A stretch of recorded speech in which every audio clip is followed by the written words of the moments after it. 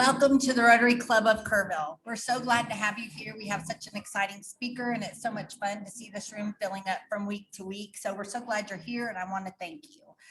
Also, I would like to ask you to do two things. If you will mute your phones for us out of respect for the speaker, and Rotarians, if you will check in on your Facebook page and let everyone know you're attending your Facebook meeting, that would be great. And for our guests online, I would ask that you please mute your computers. I would like to invite Judy Eitner to lead us in the invocation and the pledge. If you'll join me in prayer, please. Lord, as we come together today, we thank you for the community that we live in, the quality of life that we enjoy, for some of the things that other parts of the country are living with and we're not. We're grateful, Lord. We ask you that you be with and look over all of our law enforcement, our firefighters. We ask that you be with our leaders, local, the state of Texas, and our national leaders. Give them wisdom, Lord, to solve the problems that they're working with. We just ask that you be with them as they make these decisions. We ask, Lord, that as we come together, that you help us to remember the four-way test that we live with every day. Help us to keep that in mind. Make sure that we do what we say we will do. We thank you for the food. We thank you for the people who prepared it. And we just thank you for your blessings. In your Christ's name, amen. Amen. I pledge allegiance to the flag of the United States of America and to the republic for which it stands, one nation, under God, indivisible, with liberty and justice for all. Thank you so much, Judy. That was awesome. And I think we have a song. Yes. Okay, how we doing, Gerald? We gonna have the song words today? No.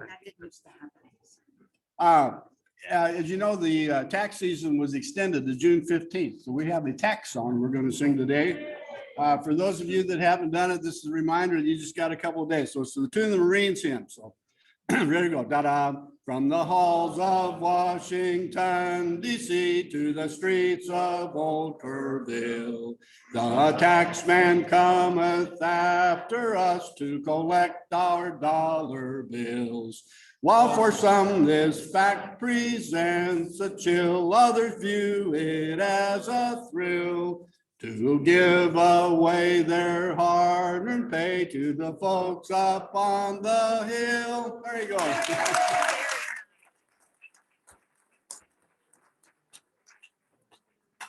Y'all can be seated. Thank you so much. Thank you, George. That was awesome. Okay, I would like to invite Jeff Wendling to introduce our speaker.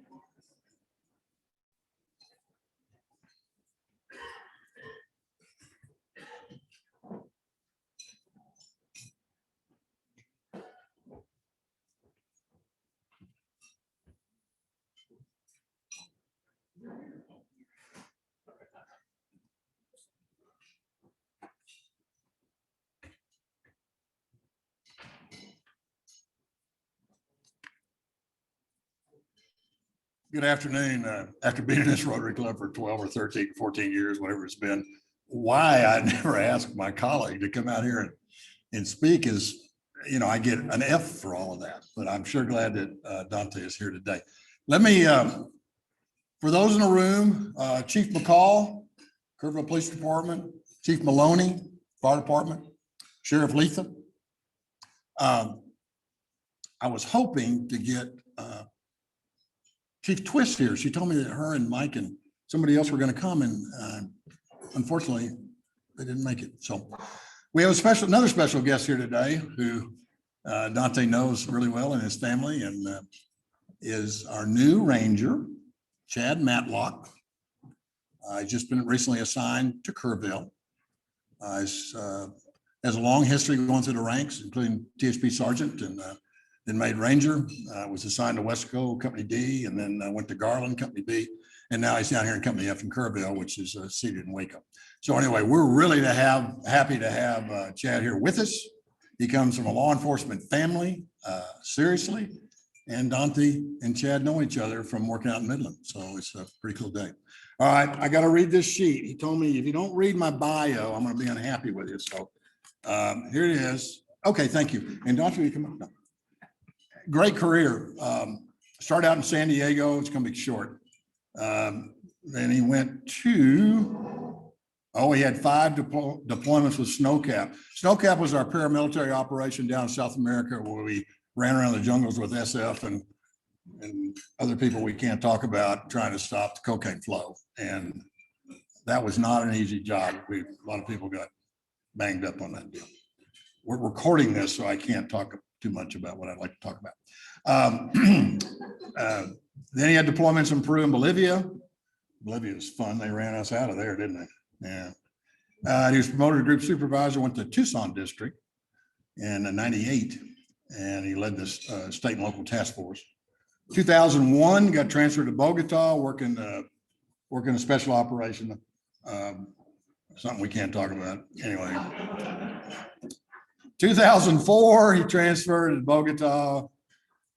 He did work the narco-terrorism unit there, and they initiated a case against the FARC. Everybody know who the FARC are? It's not a cuss word. Well, they're the anti-government faction that Colombia finally made peace with 3 years ago, I think.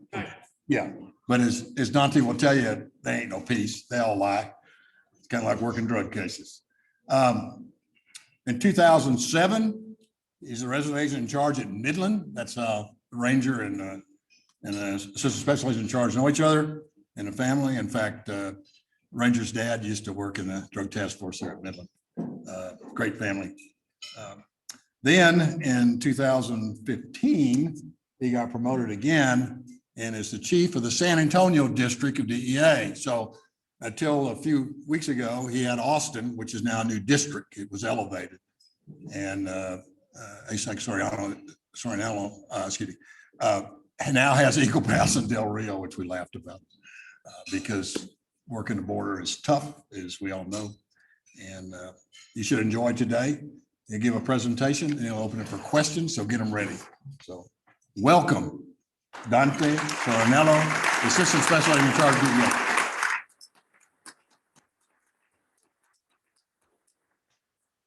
Thank you, Jeff. He actually went through most of that background. It's not so spooky as he kind of made it like that, but some of that background, if you guys are a little long in the tooth like I am at this point, if you saw the old movie Clear and Present Danger, that was kind of what we were doing. They used military for that, but that was based on DEA operations, but it was not an assassination program as Hollywood made it look like.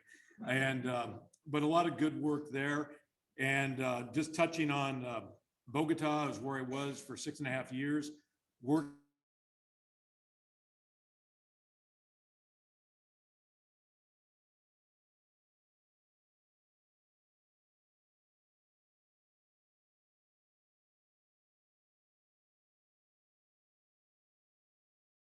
fortunate enough to bring the indictments against the top 50 leaders, and my numbers may be off.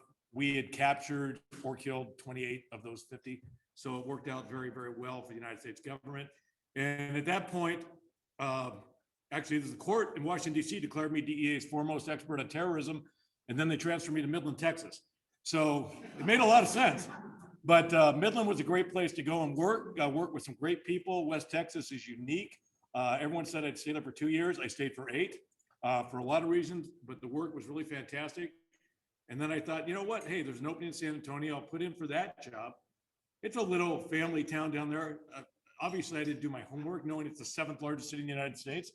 And when I took command in my position there, at that time, the district also composed Austin all the way up to Waco. So I had the 7th and 11th largest cities in the United States with a small workforce. But it's been great work. And thank you for the invitation being out here. I like being out in the hill country, the way I live in Bernie myself.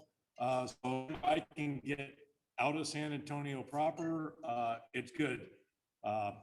Because we're all folks in the United States and we all work together, and everyone has different issues that DEA can help with. So that's why I'm here.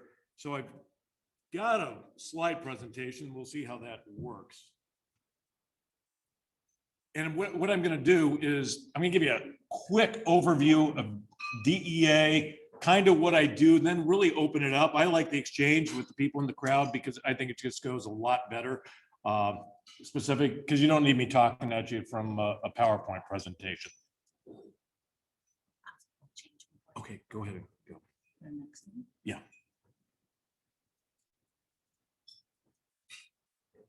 All right, we're at the technical issues. He said that this would. Okay, real quick on DEA's mission. DEA itself was formed in 1973 by President Nixon. Prior to that, federal law enforcement in narcotics, it goes back to 1919. He had predecessor agencies combined from the Bureau of Narcotics and Dangerous Drug to the Federal Bureau of Narcotics. So it's a single mission agency, which is very unique in the federal government. Our job is to enforce the Controlled Substance Act, the drug laws of the United States. We do that both on the criminal element, and we also have a regulatory function, which is our diversion program.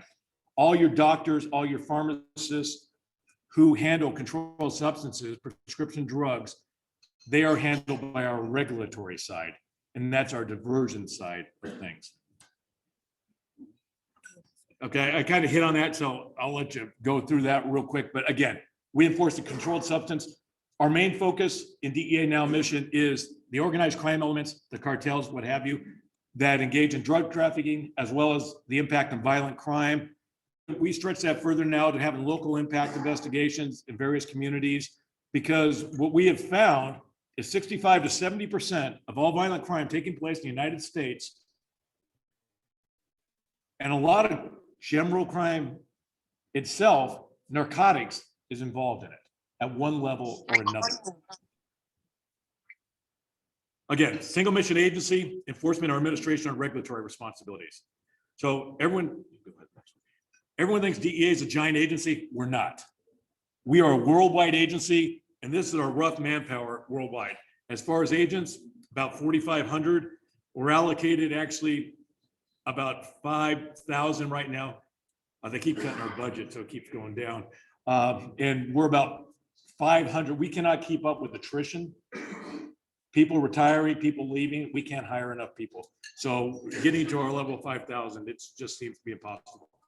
We were expanded to be about 5,500, and we were never getting there. So the administration at one point just cut those 500 off the books. So it looks a little bit better, but that's the case.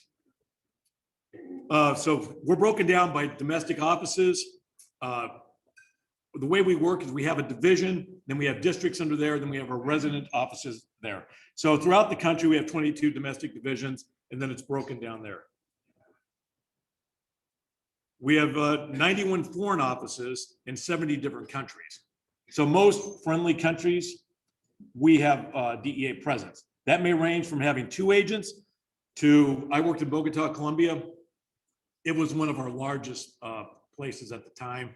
I think we had upwards of 40 some agents in country at that time. So it depends where the threat is and how cooperative the host countries are with us also. Force multiplier for DEA. Here in San Antonio proper, I'm only allocated 35 special agents. That's not a lot of people for, I'll get down to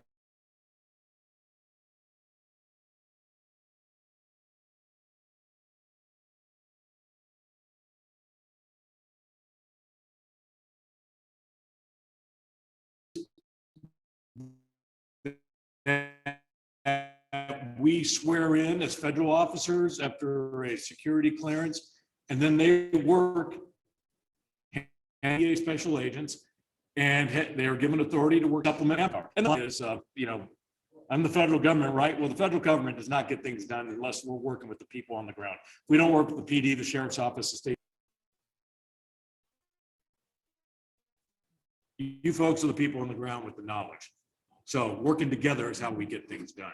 And I've always been a big proponent of that. And our partnerships is really how, as we succeed. I have some vacant positions if you're interested. So there's and some of the positions we actually provide fuel and a vehicle. So enough of my but I'm always trying because it's always it's always good to spread our partnerships around. Those shaded areas,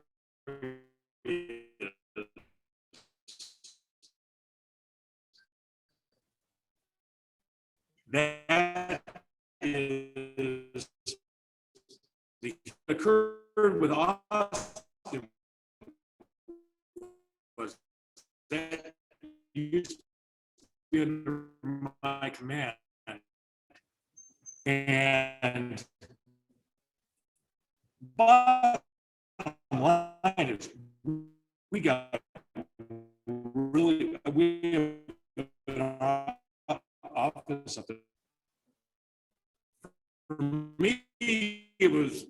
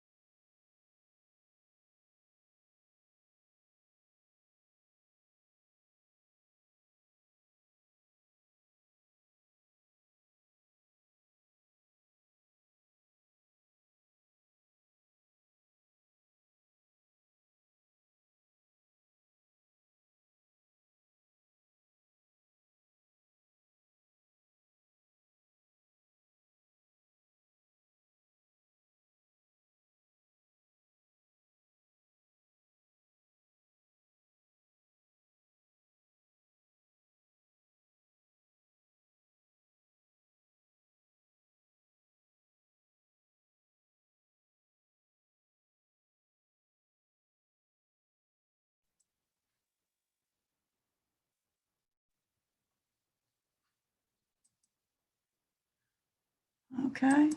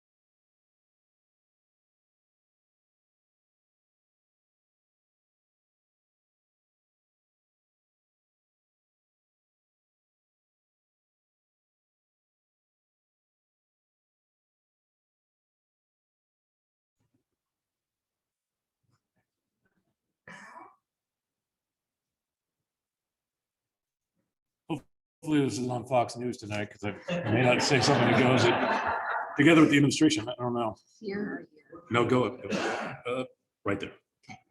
So after that, what we have seen a lot here too, we focus on gang activity. We all know, and it's not a broken record, it's the truth.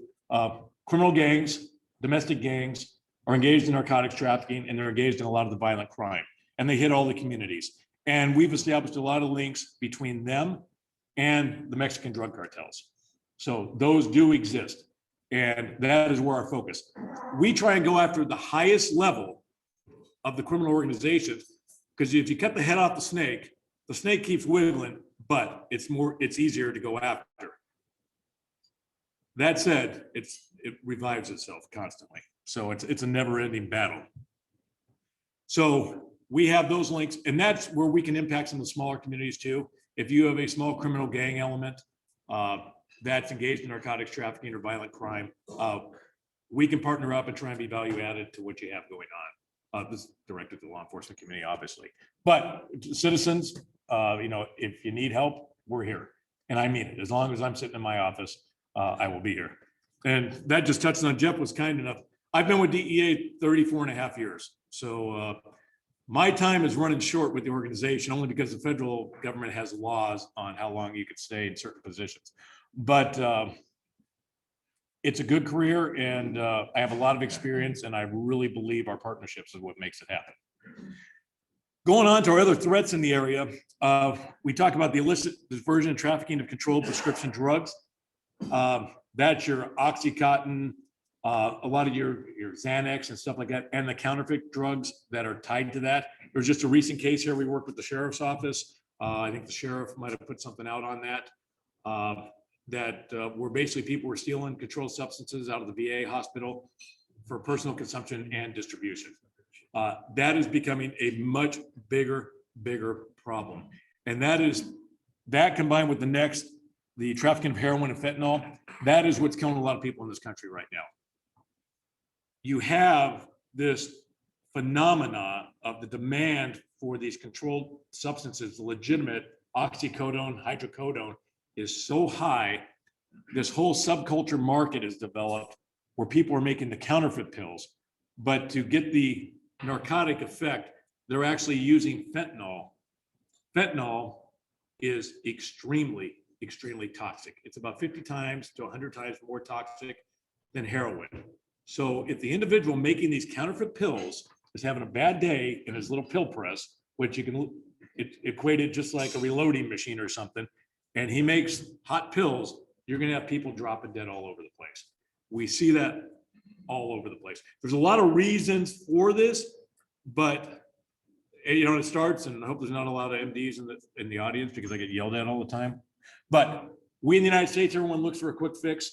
We probably overprescribe painkillers in this country, and that created a problem. We got people hooked on painkillers, and then when they were taken off those painkillers, they had to look for a way to solve their addiction problems. Well, the black market on legitimate pharmaceuticals is extremely high. So what that drove people to was to taking heroin and going to these counterfeit pills. And unfortunately, these counterfeit pills, they kill people. Most of the pills that law enforcement will encounter in Texas these days, if it's oxycodone, it will probably be a fentanyl pill. If it's a fake Xanax, or if it's Xanax, it's probably straight methamphetamine. So, and I'm going to show you some pictures here in a minute. And sorry, I'm jumping around a little bit. I'm going to just touch on my little story here. You hear about all these good kids going to college, never involved in anything, and somebody drops dead, and their parents don't know what happened. I can tell you, we have a phenomenon going on in the country right now. Texas is fighting this right now. Everyone thinks marijuana is a great thing. So let's make marijuana legal and everything else. So I'll tell you a story because I've heard this over and over from college students. Freshman year, student X has never gotten into trouble in high school, goes off to, you pick your university, this could be UT, A&M, doesn't matter, it's happening everywhere. They're stressed out. A lot of freshmen get stressed out in college. Someone says, hey, why don't you smoke a little marijuana? It'll calm you down, it'll be fine. And it's really not a big deal. Texas is hard, but the other states all say it's okay, right? So this or a little THC. So they might do a little bit of marijuana. Well, it also has a side effect, and they're still learning. That's why there hasn't been a lot of legitimate medical use for it yet. They're still trying to figure out, because it affects the brain badly, affects the body badly. It's far more toxic than cigarettes, and look at our war on cigarettes. So now it's making people lethargic. So student X again is like, boy, I can't wake up to go to class. Someone says, hey, why don't you, here's some Adderall. It's legitimate medication. Well, that Adderall is not real. They're either getting meth or, God forbid, and this is what's happening, the guy who makes something on his pill press, because it's counterfeit, has also been making fake fentanyl, or is just throwing everything in the batch to make it. And they take a pill one time in their life, they go to bed and they don't wake up. This is happening. I think we don't have the figures for 2020 right now, but I think we're going to be above 90,000 overdose deaths. And the bulk of those, I mean, that's almost double of the amount of people died in the Vietnam War. And the bulk of those are going to be on opioids. That's a crisis in this country. And it's recognized, but sometimes people keep forgetting about this when we hear all this narrative of legalized drugs, legalized marijuana. That's a threat. And then the other thing that's on here, and this ties into everything else, is the cyber drug threats. There's a lot of smart people. I mean, when I started with DEA, we only had 2 pagers in my enforcement group, and cell phones were not even existent. Now things are being done online, the dark web, Bitcoin trafficking. So this is a complicated world we live in. And we really have to get a lot of subject matter experts to follow the money, because the way you hurt these organizations is not only by locking them up, but taking their money and assets. That's the biggest thing. So just for interest, thought you might find this interesting because people always ask this question. So this breaks down the cartels and who operate along the Texas border and who's where and what. As you can see, really Del Rio, Eagle Pass area, it's mainly the former Zetas factions, CDN, Cartel del Noreste, Escuela Vieja, Ciclones, Los Metros. And then as you go a little bit further east, you've got some bleed over between them and with the Gulf factions. And then throughout all this, it's all about money. You got to think about corporations. They fight, but they're still working together on things. So you've got the Cartel Jalisco Nueva Generación, CJ&G, you hear a lot about. They're all over the place. And you could not imagine how they operate in Mexico. They operate like an armed army. Armored cars, well-equipped, well-trained troops, mercenaries working for them. This is what we're dealing with on the other side of the border. So as rough as Mexico is, they've got their hands full, because at least those people aren't driving around our counties like that.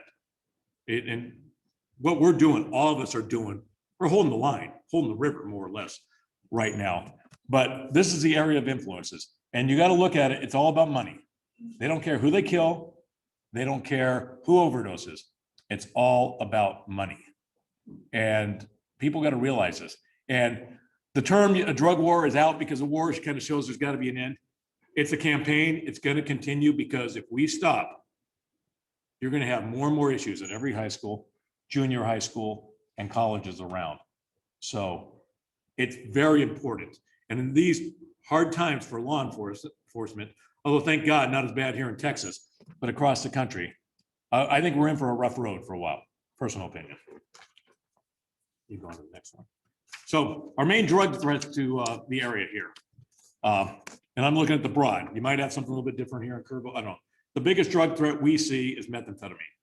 It is, compared to cocaine, it's manufactured in Mexico. You'll get an occasional mom and pop lab here in the States, but over 95% of all methamphetamine that's here in the country is made in Mexico. Why? They can get the chemicals, they can operate freely in a lot of areas. And it is the best, I've worked methamphetamine my entire career. It is the best methamphetamine ever produced clandestinely in the world. We get methamphetamine that is 100% pure now. That is incredible. It is being made by smart chemists and then distributed here in the United States. That is the main thing we see. With all the border issues, people coming over, everyone says, how does that affect drug trafficking? Initially it didn't, but I can tell you now on DEA across the board, on the intelligence reports I read, 10 kilos is a good hit on methamphetamine, but we are literally in operation seizing 50, 100, 150 kilos of methamphetamine at a time. And if that breaks down to dosage units, meaning what an individual take, I need a calculator to the thousands of people that could take a dosage unit out of that. It is the threat. And the smugglers are smart. They're sending smart, big loads. They're sending it in liquid form. A lot of times you'll hear people say, hey, we got a big meth lab. Well, most of what you're seeing in Texas right now are not meth labs. They're what we would call a conversion lab. The methamphetamine was suspended in a liquid state. This is what a lot of smugglers do. And then at that location, they're just taking it out.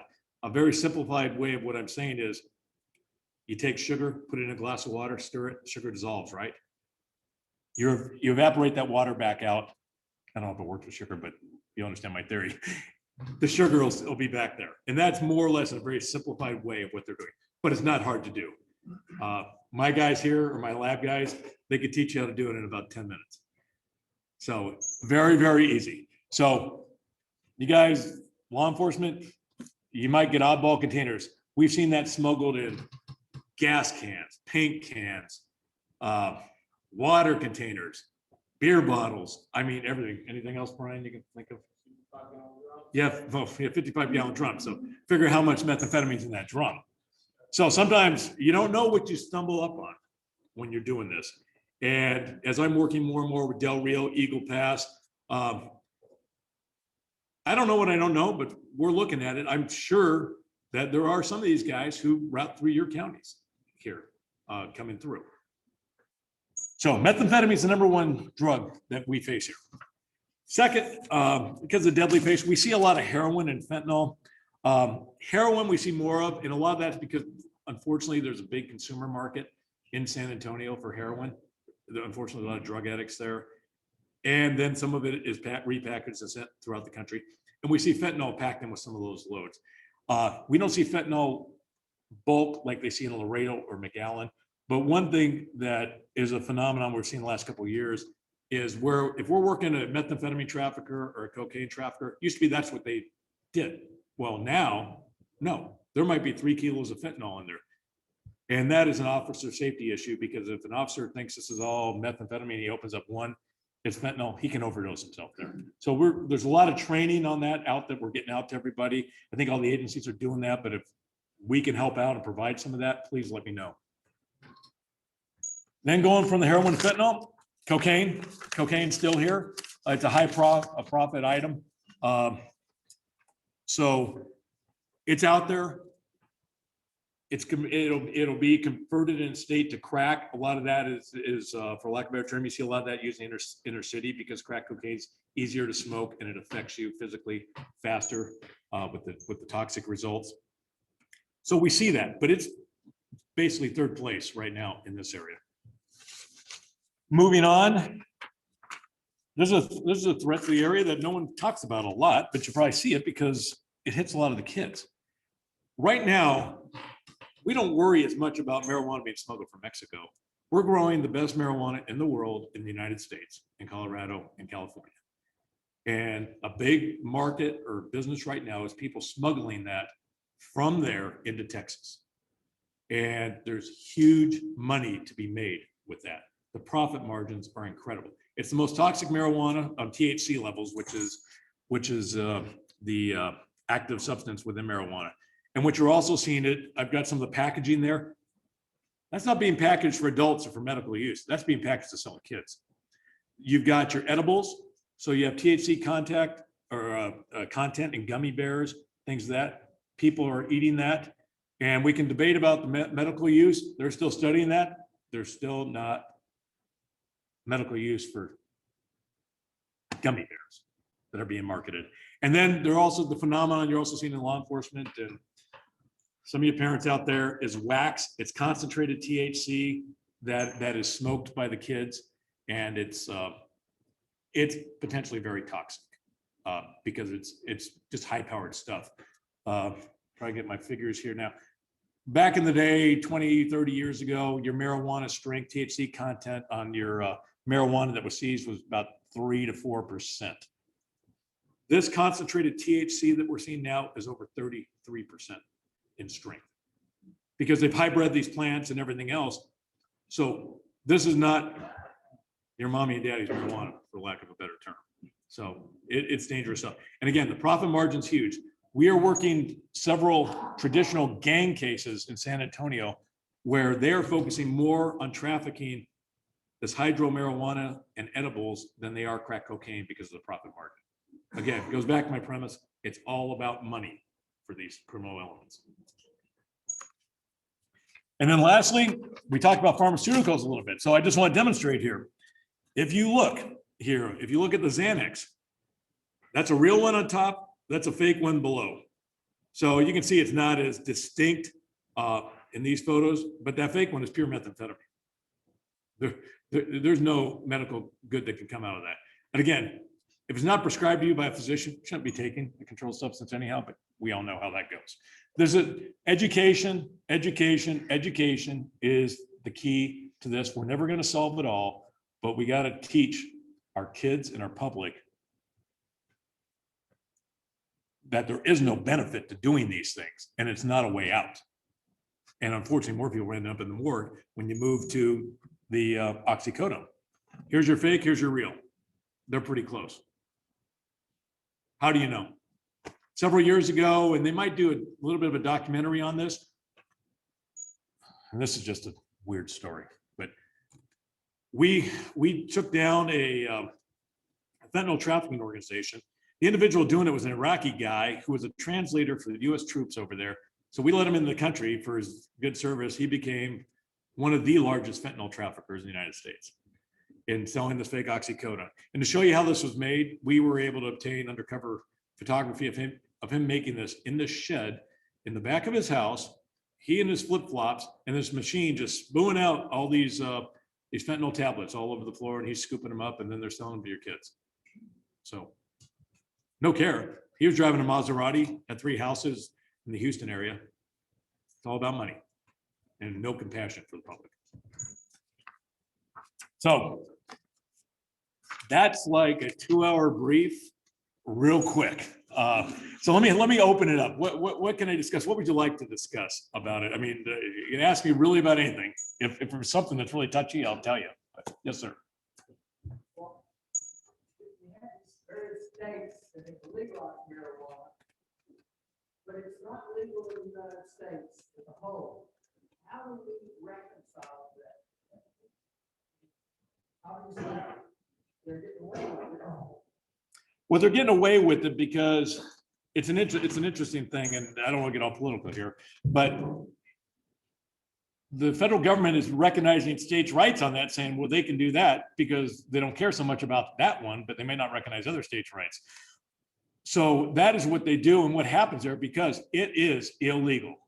And let me be clear, DEA does not arrest users. We do not arrest the guy walking down the street with 2 joints in his pocket or kids at a party. That is not what we do. We arrest the people moving tons of this. It's a whole different thing. But going back here, so in those states, my understanding, because fortunately I don't work in one of those states, is federal law enforcement has been directed through the U.S. Attorney's Office to monitor the activity, not prosecute people for those violations if they're operating under state laws. Now, what has that bred though? It's bred a whole black market in this too. Just because they're doing it legal doesn't mean they have a backdoor operation. And it was just in the news yesterday, and I'm not real familiar with it, but I watched the news. Los Angeles County took down a huge Mexican cartel operation that was growing marijuana in the States, good marijuana, but there's no doubt they were repackaging it and trying to sell it as legitimate marijuana through some legitimate wholesalers. I'm sure that's how that was working. But those are the cases we will work, because you have the nexus to the cartels, and you know they're not doing this under the state laws, and then they'll go after them federally. It's a complicated issue. So Texas is going to be seeing this here pretty quick if it hasn't seen it all. What else? Yes, sir. We've seen on television where China, I forget what it is, doing a lot of drugs into the United States. Is that true? Yes. Fentanyl in particular. Fentanyl and the precursors for fentanyl. Fentanyl has been manufactured in China, it's smuggled into the United States, smuggled into Mexico, distributed in the United States. That is true. When I had my Austin office, we actually did a case where we took down a drug lab in China with help of the Chinese government. So would you call it state sponsor? I don't know, because those guys who got arrested over there are looking at some grim time. I don't even know where they're at anymore, and they may not either. Yeah, and there's a lot of theories about that, so I don't want to engage in that, but yes, that is true. Yes, sir. I saw it on television too, so it has to be true. Well, I'm on TV periodically, so it must be true, so. So you see the local policeman, that says, gee, we've done all we can do, we gotta get the feds involved. What's the threshold where you guys can move in with warrants or federal power? All right, it's kind of a dual question. If any law enforcement agency asks me for help, we're gonna give it. It might be at different levels. I mean, the one thing we do bring to the table when we're working, because if it's important to the Kerrville Police Department, the Kerr County Sheriff's Office, then it's important to me. And it may be at different levels, but we can bring in additional manpower, maybe some technical help. What we come in with the feds, right or wrong, is we have a bigger pocketbook sometimes to spend on a specific issue. So we can help there and then working those things together. So I always put out in these meetings is, this is the United States of America. Everybody here is entitled to equal protection. So it doesn't matter if you're a citizen of San Antonio where the cartel's in your neighborhood, or you're living in pick your hill country, small town. If you've got a problem, and if we can help, and if we're asked, we will come in to help. As long as I'm here, that's what we're gonna do. So, yes, sir.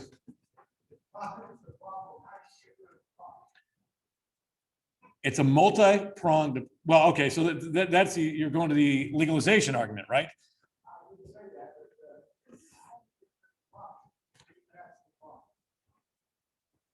The profits can always be there because it's an illegal substance. You make it illegal, the black market's gonna take over, because the marijuana market in Colorado and California, the black market, they're making more money. Because, for example, what they sell a pound of hydro in Colorado for, which I don't even think they can sell a pound quantity to one person, but they will sell it out. It equates to maybe $1,000 to $2,000 a pound. What they grow and then sell at the back door, that same marijuana will sell for $4,000 to $5,000 a pound here in Texas. So that's a huge problem. So how do you go after it? Again, you nail them for violating federal law, you put crooks in jail, we go after their finances, and we take it all away from them. This is where the world has gotten more sophisticated. People learned from the 80s, 90s, maybe we shouldn't be driving all the Maseratis because the feds are going to come take them, or they're hiding their money much, much better. And with the push of a button, they can move their money rather quickly electronically. I mean, we have experts and are developing more experts to keep working the cyber end of this. But you make it too expensive for them to do business. But there's always going to be profit in it. There always is. Yes, sir. News reported this morning that cartels generated 25 million a week. I saw that it's 25 million on smuggling illegals right now. That was just on people. They were. I don't know where the figures came from. I'm guessing from Border Patrol, but that doesn't surprise me one bit, because nothing on the south side of that border happens without basically the plaza bosses or gatekeepers in those Mexican crossing points who basically work for the cartels and their organized criminal elements. So yes, whether it's people, whether it's narcotics, whether it's weapons going south or money going south, it's all controlled. I mean, I hate to be overly dramatic. I mean, there's so much TV on this, but if you think about it, to the old Italian mob bosses in New York, nothing happened in that neighborhood without that capo knowing what was going on. And that is the same thing that's going on in the southwest border. Yes, sir. Well, I notice here in street clothes and your agents are here in street clothes. Is that standard for the DEA? I mean, are you sort of undercover clothes? Yeah, we're plain clothes. The only time you'll see us in anything close to a uniform is when we're doing an overt enforcement operation. If we're executing raids, you might see raid jackets, you might see our tactical team and their SWAT type gear, and so we can be identified. But in the normal operations, we're a what's the way to say it? I mean, we're a plainclothes investigative unit is what we do. You do carry guns. Oh, yes, sir. And a lot. And I'm a gun guy. So, your new Ranger knows that, so. Yeah, we have plenty. We pride ourselves on having some of the best firearms training that the federal government has to offer in what we do, from handguns to shoulder weapons. And one thing I didn't mention is, a lot of people don't realize this, DEA is actually part of the national intelligence apparatus. We're part of the intelligence community for the United States. And why is that? Because we have people on the ground in a lot of foreign countries, and we have a lot of sources who have a lot of access to very interesting information that not always is narcotics related, but it might be terrorism related or some other crime that affects the United States. So we're in position to help on a lot of that. Yes, sir. If you had a kid that wants to kind of go into that world, what career advice would you give him, like, if he's in high school? Be in that world. Well, my son doesn't listen to me, but I'll tell you, what I would say, education first. Get your 4-year degree, and at that point, maybe jump into the military or the reserves for a while. And I say that because federal jobs right now are very competitive, and if you don't have veterans points, it's very hard to get in there. Or go into a local law enforcement, get some experience, and then apply from there. Now, I started at 22, so none of those. I graduated from college, and I had a degree and played football okay in California. But Ronald Reagan at the time was having this huge surge on this and was expanding DEA quite a bit. And so I was fortunate to get in at 22. We occasionally hire people like that, but as a whole, no. I think our average age is roughly 27 to 30. So we're getting people with experience, a lot of military vets coming in. And then the last thing, stay in shape. Because, and the reason I say this, I don't know why, because the answers are given to you. The first thing we do in our recruitment process is give you our physical fitness test. We have a 70% failure on it. And it's hard, but not if you're 27 and in shape. So you got to care a little bit about it. So for some reason, that's a new phenomenon we're having. And sound like the old guy here, but generations are changing on their intensity on what they think and commitment to things of that nature. So, sometimes it's a whim. People apply and they're not that serious about it. So that might be why part of that is. But education first, and then I would look at law enforcement or military service and then go from there. It doesn't hurt to apply, but it takes a while during that. One more question. All right, they're telling me one more question because I think I'm up against luck. Yes, ma'am. Okay, so two real quick that kind of piggyback off of the last two. So on education, do you have a focus in like degrees that y'all are looking for? There's specific positions, I mean, like the cyber, are you looking for majors in technology and have a minor in justice? Yes. It makes you more competitive if you have certain degrees. There's no doubt. So obviously cyber would be very much interest. Languages is of huge interest. You get people who are interested in law, criminal justice, and that nature. I was a political science major. So, I mean, it doesn't matter as much on that. But even when I came on, and we're seeing more of this medical or pharmaceutical backgrounds because there's some of this is very technical now. I never thought in my career I would see us doing pill enforcement again. When I came on, some of that was done in the 70s, and the old timers told me you're never going to see those days again. Well, I guess what goes around comes around like that. But Brian, Drew, anything else you could think of on?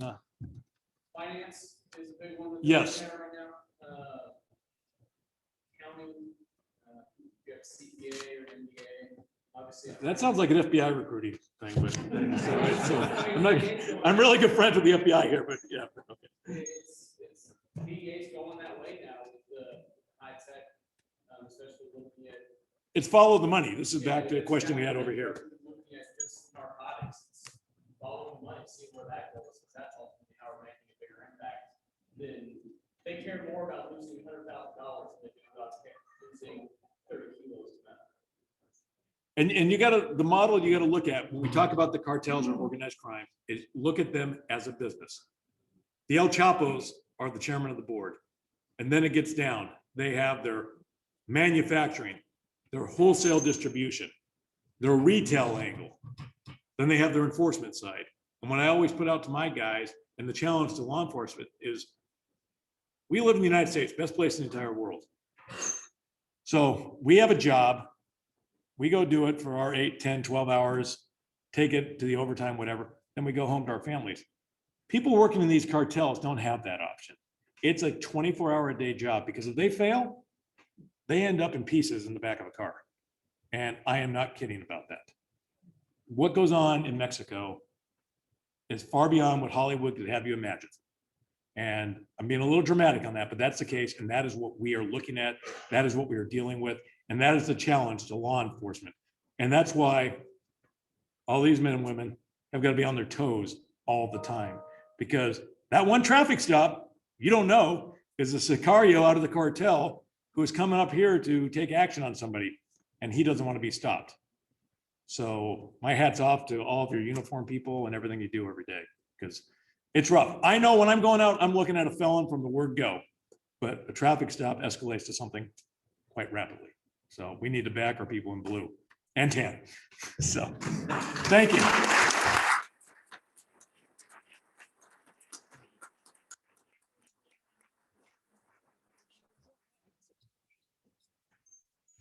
Well, that was really, really fascinating and helpful. Thank you so much. And he has agreed to stay. If you didn't get to ask a question and you wanted to ask a question, they will be here after the meeting and you can visit with them. We're going to get through our little bit of club business. First, I want to welcome Nancy Muldoon, our Rotarian who has had to move, and I see her online, and I want her to know that we miss her and we're so happy to see her. I would like to invite Marta Diffinen to introduce our guests that are here in this building.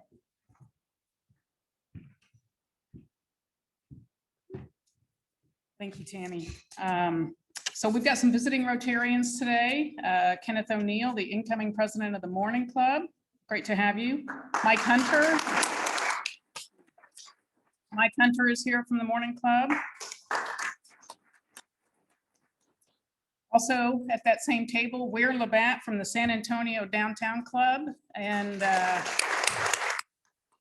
longtime member of the Shriner Board of Trustees. So great to have you here with us, Weir. We have members with guests. Tammy Prout, you have a couple of guests. Go ahead. So Jacqueline Hall and John Fletcher from Chip Roy's office, right over there. Oh, Kelly Early, you have a guest?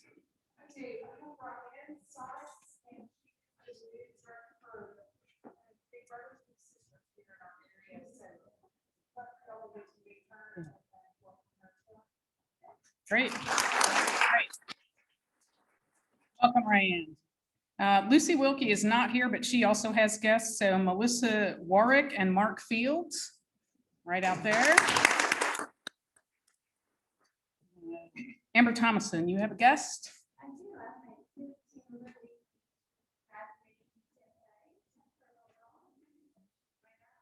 Okay, welcome, JC. Philip Stacy, you have a guest. Yes, I have Drew Baxter with the city of Kerrville. Welcome, Drew. Jeff Harris, you have a guest? Yes, ma'am. Sherry Stedham from Community First National Bank is with me as well. All right. And while too numerous to mention by name, I do want to welcome all of the first responders that joined us today. It's an honor to have you guys here with us, as always.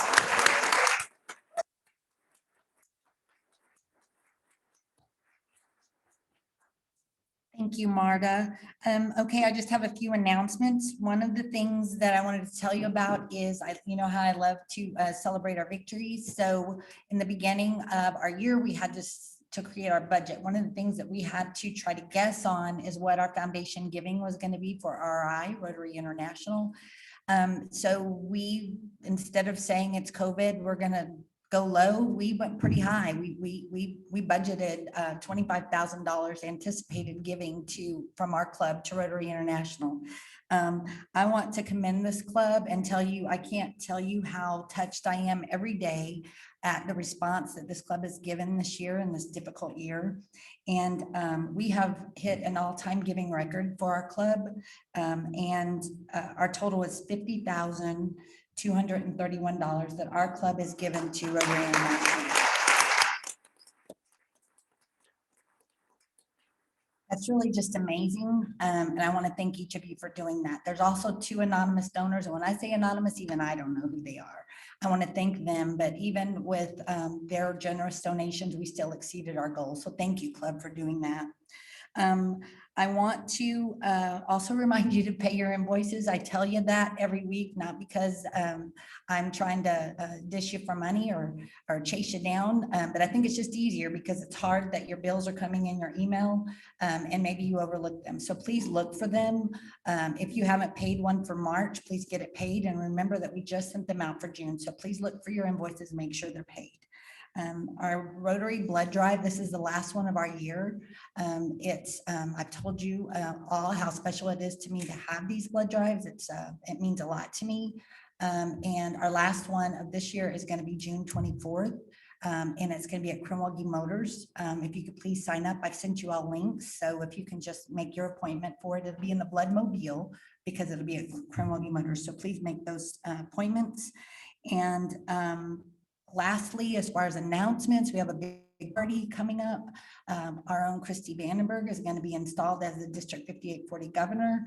And she has, because our fellowship committee had budgeted money that we couldn't spend, she wanted to have one big party and invite our group to come. So it'll be a rare opportunity to get to attend a district governor installation. It is free to attend. It will be June 24th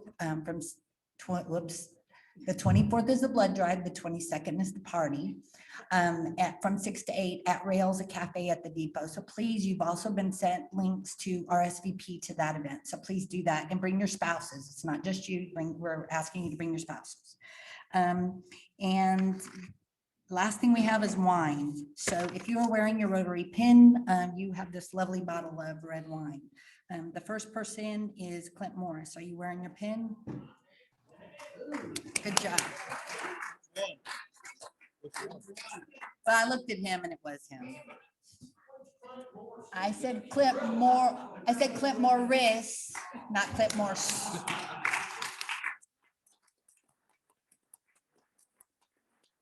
Guys, we've gone a little over, but I think it was worth it. And we thank you again so much for your presentation. Really, we do.